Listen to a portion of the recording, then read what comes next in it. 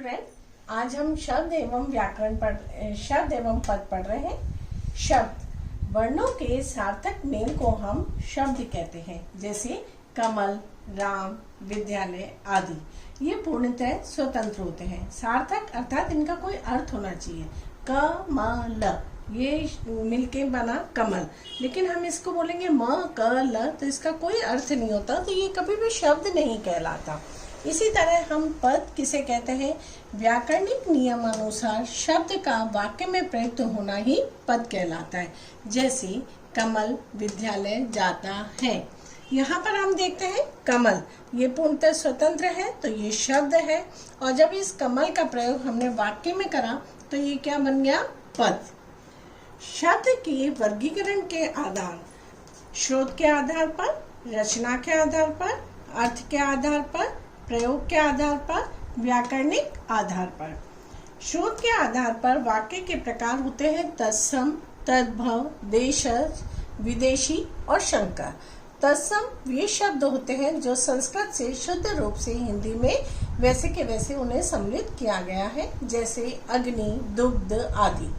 और इसी तरह तद्भव वे शब्द होते हैं जिनका सरल रूप हिंदी में शामिल किया गया है, जैसे आग, दूध आदि। देश शब्द वे होते हैं जो हमारी स्थानीय बोली में से हिंदी में शामिल है, जिनमें जैसे ब्रज भाषा, अवधी भाषा, इनके जो शब्द हैं वो देश शब्द कहलाते हैं। इसी तरह भारतीय जो भाषा नहीं है, उर्दू, फारसी, अंग्रेजी, ये शब्द जो हमारी हिंदी में सम्मिलित हैं उन्हें हम विदेशी शब्द के नाम से जानते हैं। शंकर शब्द वे शब्द होते हैं जिनमें दो भाषाओं के शब्द एक साथ मिल जाते हैं, जैसे डबल रोटी। डबल यहाँ पे अंग्रेजी शब्द है, जबकि रोटी हमारा देशज शब्द है। दोनों ने मिलकर बनाया डबल रोटी। तो ये स्रोत के आधार पर इस तरह है और हिंदी में इनका प्रयोग किया जाता है। रचना के आधार पर ये होते हैं रूढ़ शब्द, यौगिक और योग रूढ़। रूढ़ मतलब इनका विशुद्ध रूप है और यौगिक में ये विशुद्ध रूप है।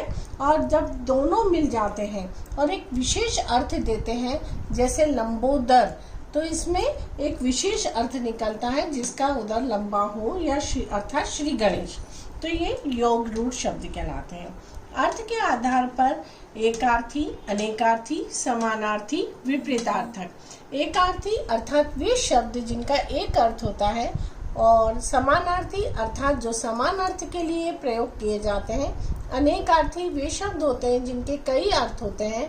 और विपरीतार्थक, जैसा कि नाम से ही लग रहा है, विपरीत अर्थ वाले अर्थात उल्टे अर्थ वाले शब्द विपरीतार्थक शब्द कहलाते हैं। प्रयोग के आधार पर तकनीकी, अर्ध तकनीकी। तकनीकी शब्द मतलब किसी क्षेत्र विशेष में इन शब्दों का प्रयोग किया जाता है, जैसे विधि क्षेत्र में अमुक अमुक धारा, तो उनका एक विशेष अर्थ होता है। इसी तरह वैज्ञानिक शब्द होते हैं, आर्थिक शब्द होते हैं आदि। और कई अर्ध तकनीकी शब्द होते हैं जो आधे टेक्निकल होते हैं और आधे शुद्ध रूप से होते हैं। व्याकरणिक आधार पर शब्द के दो प्रकार हैं, विकारी शब्द, अविकारी शब्द। विकारी शब्द वे शब्द होते हैं जिन पर वचन, लिंग और कारक का प्रभाव पड़ता है, जैसे संज्ञा पर, सर्वनाम, क्रिया और विशेषण। ये चारों जो शब्द हैं इन पर वचन, लिंग और कारक का प्रभाव पड़ता है, अर्थात ये संज्ञा शब्द व्यक्ति के अनुसार संज्ञा भी बदल जाती है, सर्वनाम का भी परिवर्तन हो जाता है।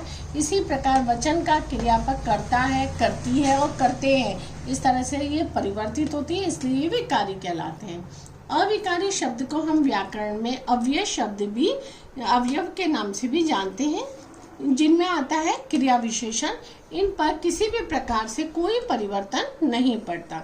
साथ ही समुच्चय बोधक, संबंध बोधक, विस्मय आदि बोधक, इन पर कोई प्रभाव नहीं पड़ता। जैसे मैं कहती हूँ मैं धीरे धीरे चलती हूँ, वह धीरे धीरे चलता है, हम सब धीरे धीरे चलते हैं। यहाँ पे जो धीरे धीरे शब्द है वो क्रिया विशेषण है, क्योंकि वह क्रिया की विशेषता बता रहा है, परंतु धीरे धीरे में किसी भी प्रकार से वह परिवर्तित नहीं होता। तो आज हमने शब्द एवं पद के बारे में पढ़ा। यहाँ पे प्रश्न इस तरह से पूछा जाता है, शब्द किसे कहते हैं, पद किसे कहते हैं, शब्द पद कब बन जाता है, शब्द एवं पद की परिभाषा 100 उदाहरण लिखिए। 100 उदाहरण मतलब उदाहरण सहित लिखिए। उदाहरण बताते हुए शब्द एवं पद की परिभाषा लिखिए। इसी तरह कई शब्द ऐसे होते हैं, जैसे दिए गए शब्द को पद में बदलिए। अर्थात ये शब्द दिया गया है कमल, तो इसका वाक्य में प्रयोग करते ही ये पद बन जाएगा। और भी कई प्रश्न हैं, जैसे शब्द जब वाक्य में प्रयुक्त होता है तो वह क्या कहलाता है? पद कहलाता है। शब्द जब वाक्य में प्रयोग नहीं होता है तो वह क्या कहलाता है? वह शब्द ही कहलाता है। हम फिर एक नए विषय के साथ फिर से मिलेंगे। आप लोग घर पे रहें, सुरक्षित रहें और अपना कार्य करते रहें।